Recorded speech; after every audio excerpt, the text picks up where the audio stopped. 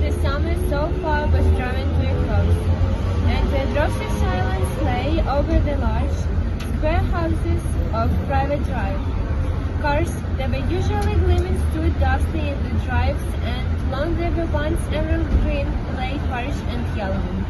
The private they usually car washing and lawn-moving pursuits, the inhabitants of Private Drive had retreats into the shade of their old houses, windows through wide in the hope of tempting in a non-existent breeze. The only person left outdoor was a teenage boy who was lying flat in his bed in a flower bed outside number 4. He was a skinny, black-haired, spectacled boy who had the punched, slightly unhealthy look of someone who was grown a lot in a short space of time. His jeans were torn and dirty, his t-shirt baggy and faded, and the soles of his trainer were peeling away from the up ears.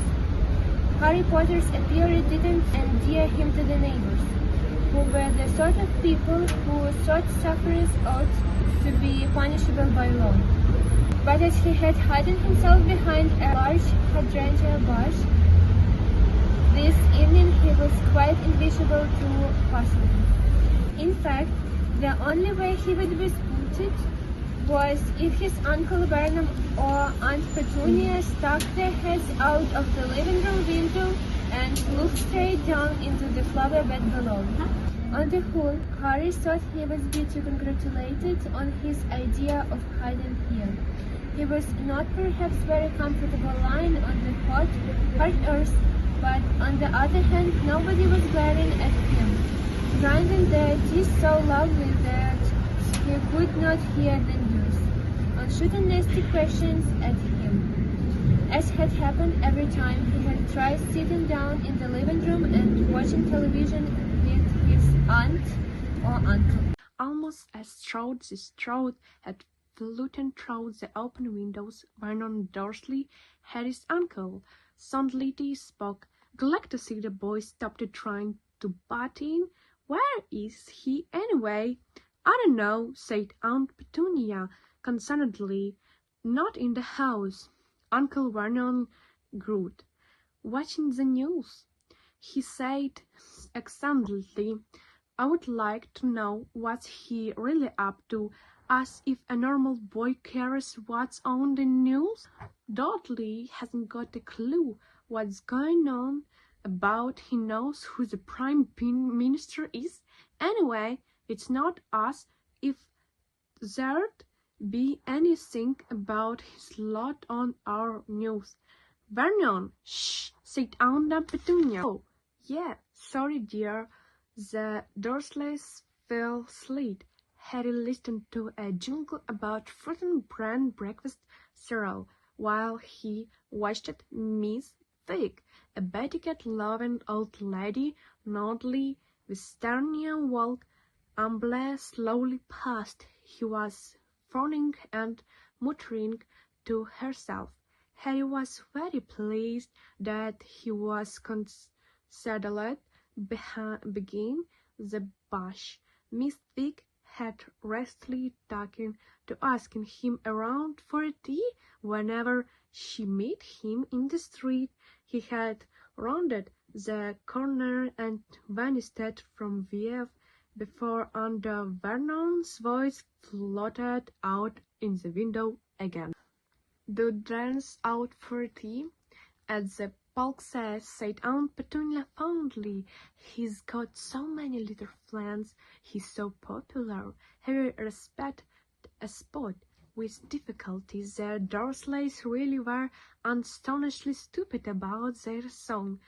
Dudley, they had swallowed all his dream lies about having tea with a different member of his going every night of the summer holidays. Harry knew perfectly well that Dudley had not been to tea anywhere. He and his gang spent every evening vandalizing the Bay Park, smoking on the street corners and throwing stones at passing cars and children. Harry had sat at a turning his everything walk around. Little behind it, he had spent most of the holidays wandering the streets, scaring newspaper from going along the way. The opening note of the music that heralded the 7 o'clock news reached Harry's ears, and his stomach drank over. Perhaps tonight, after a month of waiting, would be the night. Record numbers of stranded holidaymakers fill airports as the Spanish baggage hurdler strike reached its second week.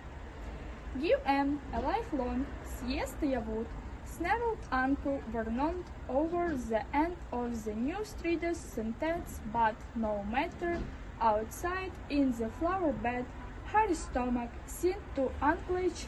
If anything had happened, it would certainly have been the first time of the news. Death and destruction were more important than stranded holidaymakers. He let out a long, slow breath and started up the set, brilliant blue sky.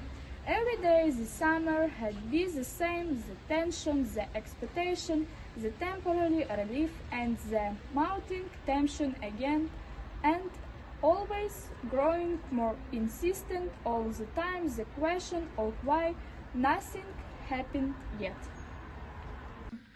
He took listening just in case there was some small quiet unrecognized for what is really was by the needles on its blade, disabled purpose on some strange decided, but the baggage handles strike was followed by news on the drop in the south. I hope he's listening next door. Beloved answered Baron with his sprinklers on L3 in the morning. Then a helicopter that had almost just in a field ensuring that a famous actress divorced from his famous husband, as it were interested in their sordid affair. Snuffed on Petunia, who had followed the case observantly in every magazine she could lay his bony hands on. Harry closed his eyes against the now blazing evening sky as the magistrate said, and finally, Bungie the Range has found a novel way of keeping cool with summer. Bungie, who lives as the five freezer, in Berkeley, his leaned to vaster sky. Mary Dolan went to find out more. Harry opened his eyes again. If they had raged by the skin woodgears, there was nothing else from him. He rose cautiously onto his front and raised himself onto his knees, and elbows preparing to crawl out from under the window. He had moved about 2 inches when several things happened in very quiet succession. Aloud, a chilling crack broke the sleepy lines like a gunshot. A cat shrieked out from under a bucket car and fell out of sleep. A shriek, a bellowed owl, and the sound of breaking china come from the Dursley's living room, and as South Harry had been waiting for this signal. He jumped to his feet at the same the pulling from the waistband of his jeans a wind wouldn't, went as if he were unstraighting a sword. But before he could draw himself up to feel height, the top of his head collided with the Dursley open window, and the result crash made Aunt Petunia scream loudly. Harry felt as if him head had been split in two, eyes streaming. He saw it, trying to focus on the street and spot on the dark on the noise. But he had barely struggled in plaid again when two large purple hand rested out on the open windows and closes tuned around his throat. Put it away. Uncle Vernon snapped into Harry's ear. Now, before anyone sees. Get off me. Harry gasped. For a few seconds they strutted, Harry pulling at his uncle's sword like, founding with his left hand, his right mittened and film gibbs of the raised wand. Then, as the pain in the top of Harry's head gave a spiriting, nasty drop, Uncle Vernon gasped and received Harry a thought he has resonant and electric shock. Some incible workers seemed to have circuit thought his news, making it impossible to hold. Painting, Harry fell found over the hydranged, Buzz struggled up and stared around. There was no think of what had caused the long shocking noise, but there were several faces pinned to various navy windows. Harry stuffed his wet haughty back in for his jeans and tried to look innocent. Lovely evening, shouted Uncle Vernon, waiting at Mr. Number 7, who was glaring for being her net curtail. Did you have the car backfire just now? Give Pegina and me gas to taunt. Harry moved a few steps closer, taking care to stop just short of the point at which Uncle Vernon, outstretching hand, caused resume and straightening. What the devil do you mean by it, boy? Asked Uncle Vernon in a croaky voice that trembled with fury. What do you mean by what? Said Harry calmly.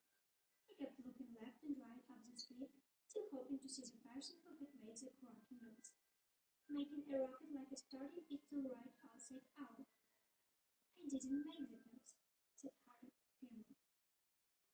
Aunt Petunia's thin, horsey face now appeared beside Uncle Vernon's wife. Purple one. She looked livid. Why were you lurking under our window? Yes, good point, Petunia. What were you doing under our window, boy? Listen to the news, said Harry in a resigned voice. His aunt and uncle exchanged looks of outrage. Listen to the news? Again? Well, it changes every day. You see, said Harry. Don't you be clever with me, boy. I want to know what you're really up to. And don't give me any more just listen to the news tosh. You know perfectly well that you're not. Careful, Vernon, please, Aunt Petunia, and Uncle Vernon lowered his voice so that Harry could barely hear him. That your lot don't get on our news. That's all you know, said Harry. The Dursleys goggled at him for a few seconds. Then Aunt Petunia said, You're a nasty little liar. What are all those? She lowered her voice so that Harry had to repeat the next word. Owls. Doing as they're not bringing you news. Aha, said Uncle Vernon, in a trembled whisper. Get out of that run, boy, as we didn't know you get all your news from those pestilential birds. Harry hesitated for a moment. It cost him something to tell the truth this time, to ensure his aunt and uncle could not possibly know how bad Harry felt at admitting it. The owls aren't bringing me news, said Harry callously. I don't believe it, said Aunt Petunia at once. No more do I, said Uncle Vernon forcefully. We know you're up to something funny, said Aunt Petunia. We are not stupid, you know, said Uncle Vernon.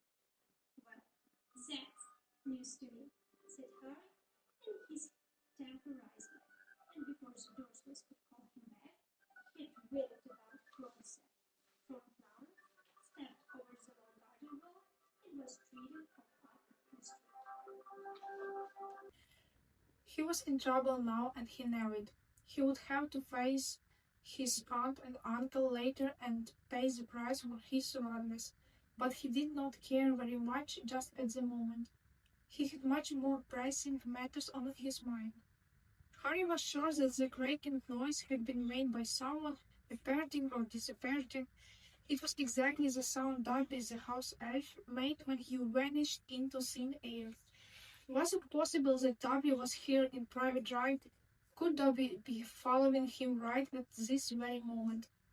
As this thought occurred, he wheeled around and stared back down private drive.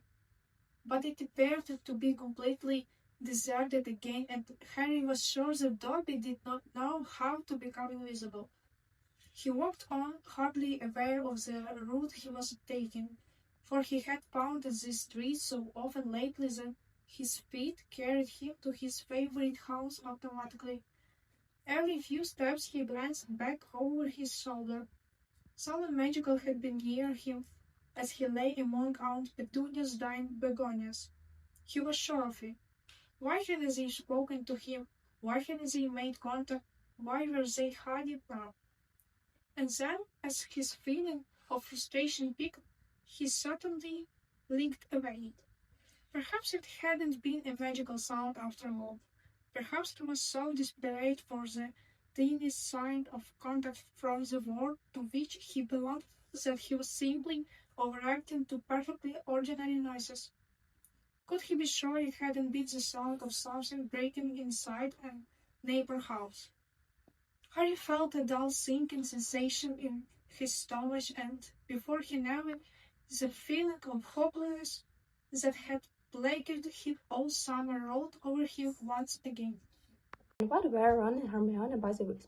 Why wasn't he Harry busy? Hadn't provided himself comfortable and hiding much more than they? Hadn't they all forgotten what he had done?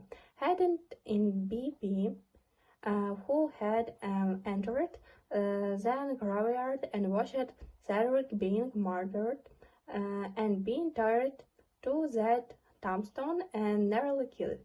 Don't think about that, Harry told himself sternly for the 100th time that summer.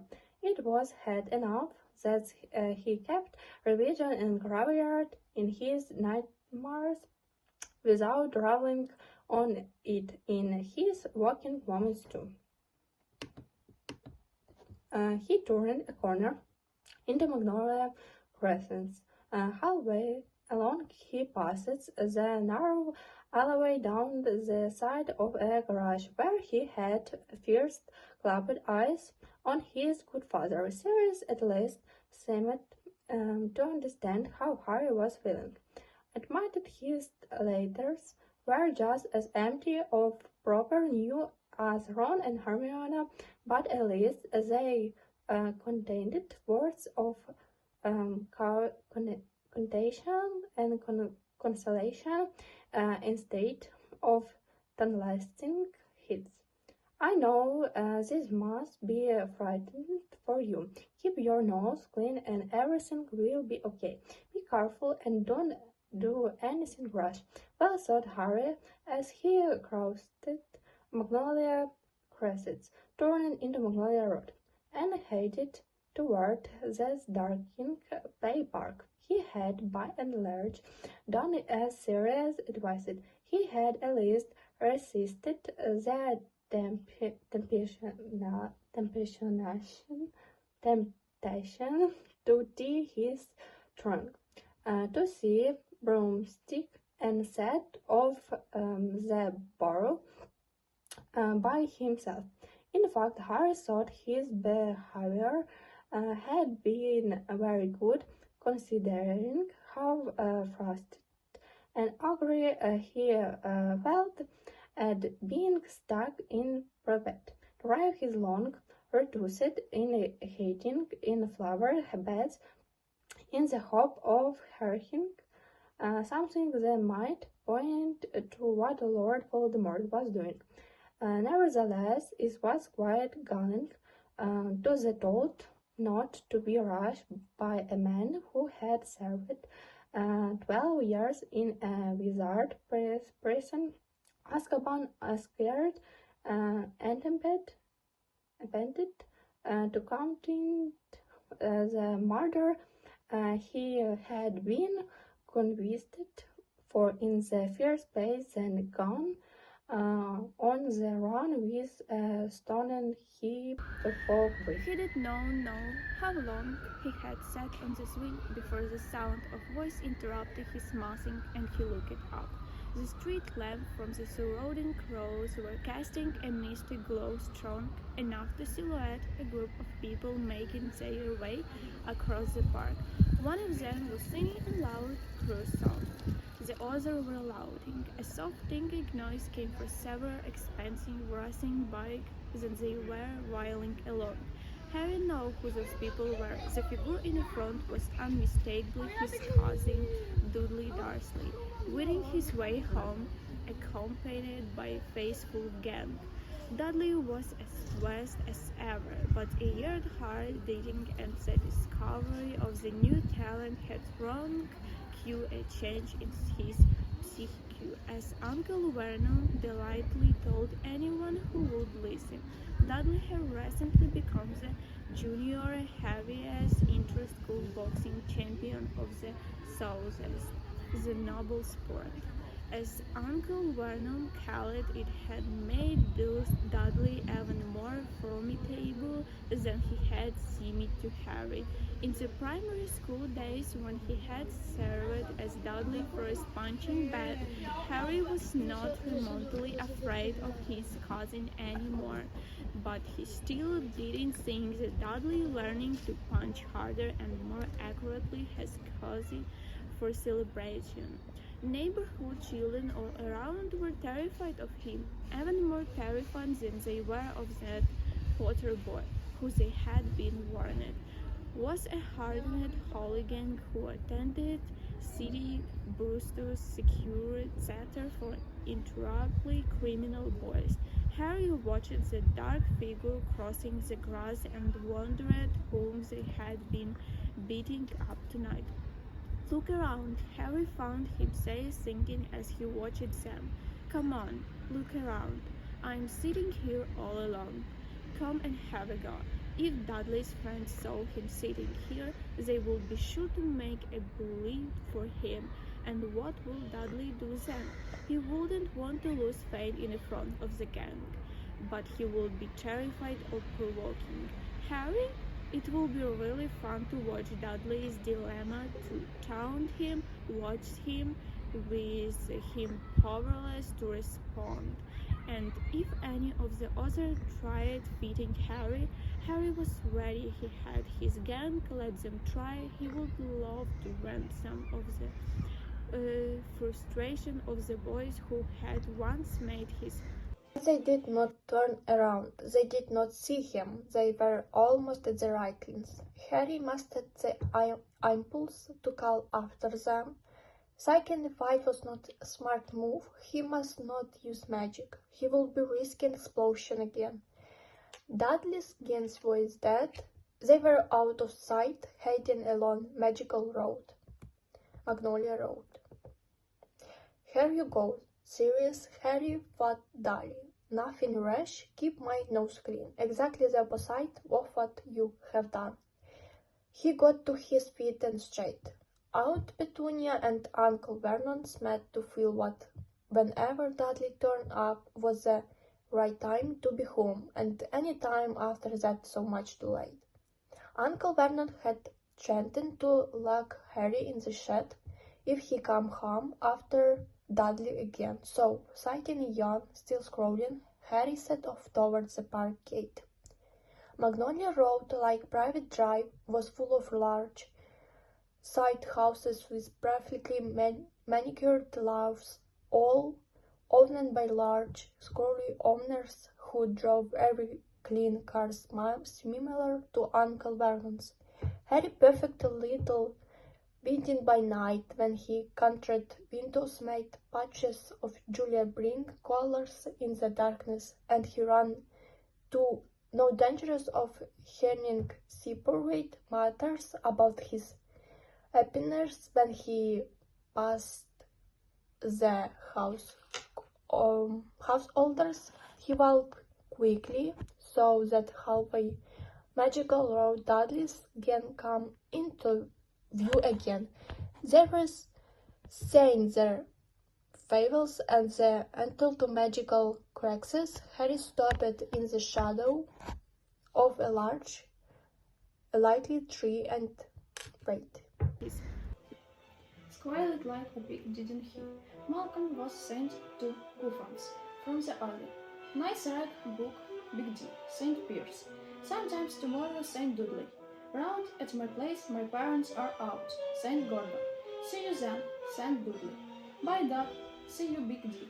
Harry waited for the rest of the gaunt to move on the floor, sitting off again. When their voice had gotten once more, he hid around the corner into Magnolia Crescent, and by walking quickly, he saw, come within hailing distance of Dudley. Why was strolling along at his easy humming tensely? Hi, Big D. Dudley turns on. He granted it's you. How long have you been, Big D? Then, said Harry, shut it, Charlotte Dudley, turning away again.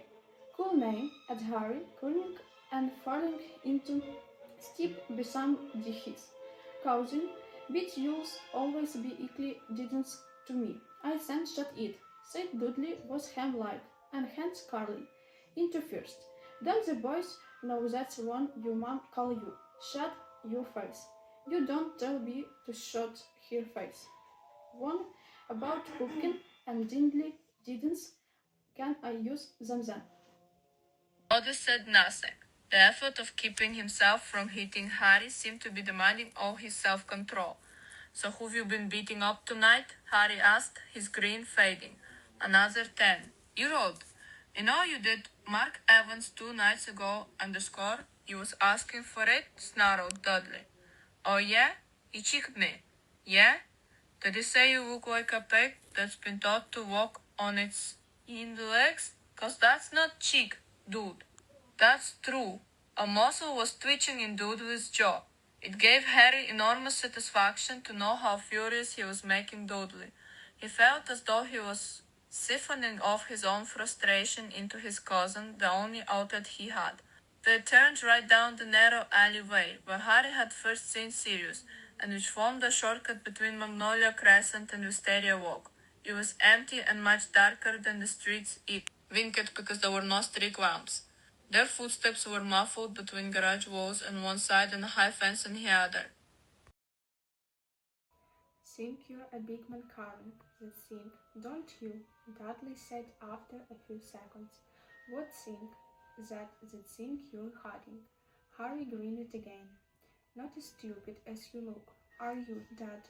But I suppose if you were, you wouldn't be able to walk and talk at the same time. Harry put out his wand. He saw Dudley look sideways at it. You're not allowed, Dudley said at once. I know you're not. You'd get expelled from that freak school you go to. How do you know they haven't changed the rules, Big D? They haven't, said Dudley, so he didn't sound completely convinced. Harry lounged softly. You haven't got the guts to take me on without the thing, have you? Dudley snarled. Whereas you just need force mates beginning you before you can beat up a 10-year-old. You know that boxing title you keep begging and about. How old your opponent? 7, 8? He was 16 for information, snarled Dudley, and he was out cold for 20 minutes after I'd finished with him, and he was twice as heavy as you. You just wait till I tell Dad you had that thing out. Running to Daddy now, are you? Is this ilk boxing champ frightened of nasty Gary's wand? Not this bright and night, are you? Sneered Dudley. This is night, deductions. That what it calling when it goes all dark like this. I mean when you're in bed, Dudley snarled. He had stopped walking.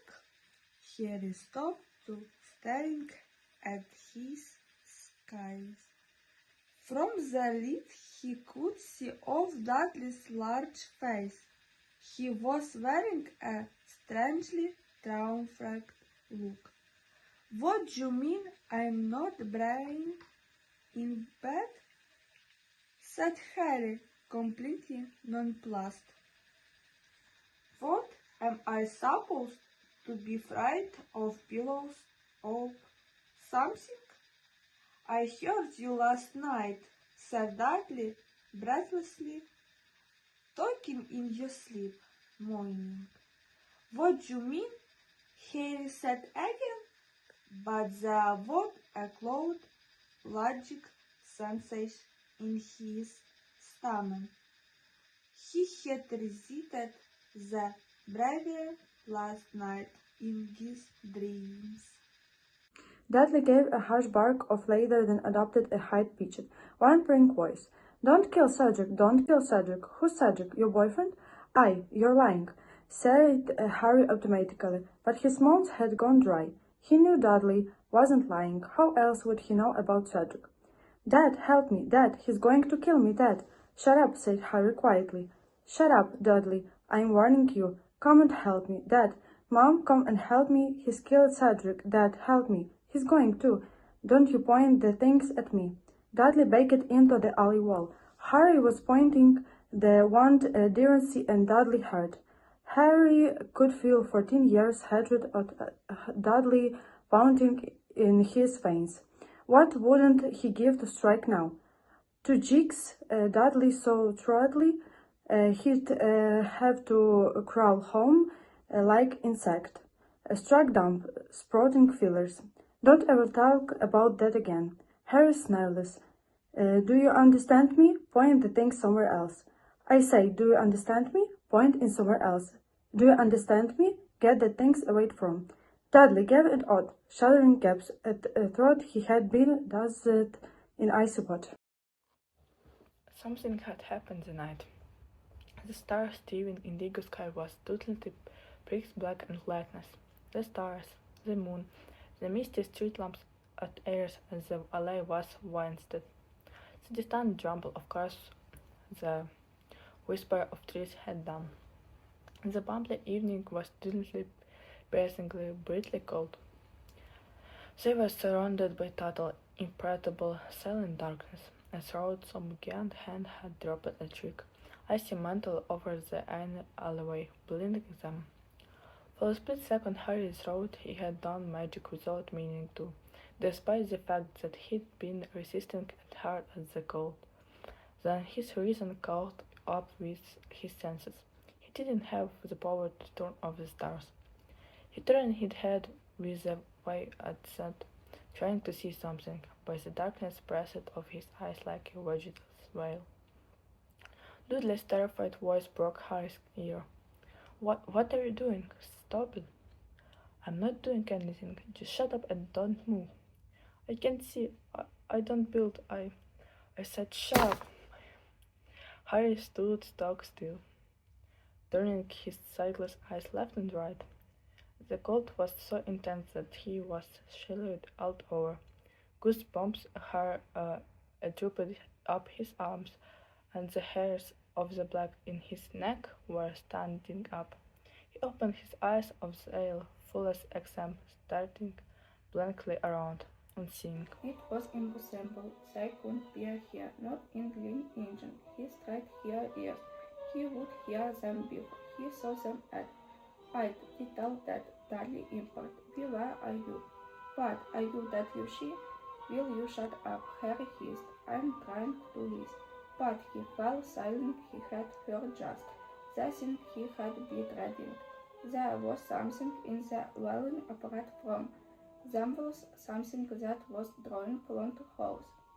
Rattling breaths, Harry felt a horrible jolt of dread as he stood, trembling in the freezing air. Cut it out, stop doing it, I'll hit you, I swear I will.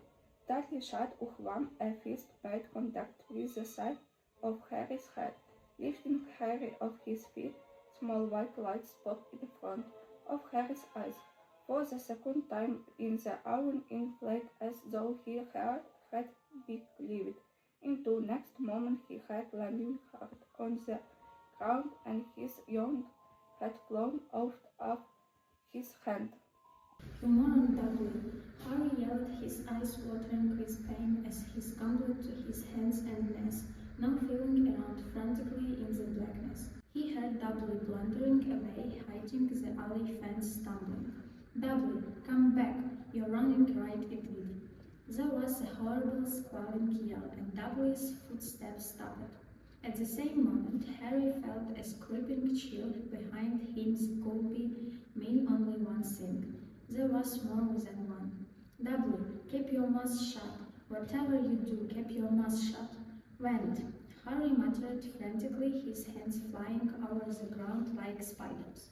Where's want, come on, Lumos? He said the spell automatically, desperate for light to help him in his search. And to his disbelieving relief, light flared and shined from his right hand. The one tip had ignited. Harry shuddered at it, scrambled to his feet and turned around. His tonnage turned over. A towering hooded figure was gliding smoothly toward him, hovering over the ground, no feet or face visibly beneath its robes, sucking on the night as it came. Stumbling backward, Harry realized his was a spectre patronum. A silvery wisp of vapor shot from the tip of the wand and the Dementor slowed, but the spell hands worked perfectly. Tripping over the fizz, Harry attacked further as the Dementor bore down upon him. Panic forging his brain concentrate. A pair of grey, slimy, scabbed hands slid from inside the Dementor's robes, reaching for him. A rushing noise filled Harry's ears. A spectre patronum. His voice sounded dim and disaster. Another wisp of silver smoke, fit black than the last, drifted from the wound. He couldn't do it anymore. He couldn't work the spell. There was laughter inside his own head, shrill, high-pitched laughter. He could smell the Dementor's putrid, discolored breath, feeling his own lungs drawing him, seeing something happy. But there was no happiness in him. The Dementor's icy figure, the gloom. In him wrote the high-pitched laughter, was groaning louder and louder, and a voice spoke inside. He had vowed to that Garry in might even be a pencil, I would know I have never died. He was never groaning is wrote and Germania again, and the facer asked clearly, and his might at his throat for breath. Expert Pantrunium and interest, silver great inspired for the tip of growth, and it's a louder cut than demand. In the place, the heart could have been in, as Rose Bedford inward is darkness in the stake chart. The Demontis stood out, backlight, and definitely gay was Garry Charlotte. In the stake und outer, he sprang down the headward lit and ever darkly dark. He had run barely a dozen steps when he reached them. Dudley was curled on the ground, his arms clumped over his face. A second Dementor was crouching low over him, gripping his wrists in its slimy hands, pressing them slowly, almost lovingly apart. Lovingly it hooded he toward Dudley, a face as though about to kiss him. "Garry!" Harry bellowed, and with a rushing, roaring sound, the silver sash he had conjured came galloping back past him. The Dementor's eyeless face was barely an inch from Dudley's when the silver antlers caught it. The thing was thrown up into the air and, like its fellow, it soared away and was absorbed into the darkness. The stage centered to the end of the alleyway. They dissolved into silver mist. Moon, stars, and street lamps burst back into life. A warm breeze swept the alleyway. Trees rustled in neighboring gardens, and the mundane rumble of cars in Magnolia Crescent filled the air again. Harry stood quite still, all his senses vibrating, talking in the abrupt return to normality. After a moment, he became aware that his t-shirt was sticking to him. He was drenched in sweat. He could not believe what had just happened. The mentors here in little winding. Dudley lay curled up on the ground, whimpering and shaking. Harry bent down to see whether he was in a fit state to stand up, but then he found running footsteps behind him, instinctively raising his wand again. He spun on his feet to face the newcomer. Mrs. Fig, their Betty old neighbor, came panting into sight. Her grizzled grey hair was escaping from its hairnet. A clanking string shopping bag was swinging from her wrist, and her feet were halfway. Out of tartan carpet slippers, Harry made to stop his went hurriedly out of sight, but "Don't put away, idiot boy!" he shrieked. "What if there are more of them around? Oh, I'm going to kill Woodungus Fletcher!"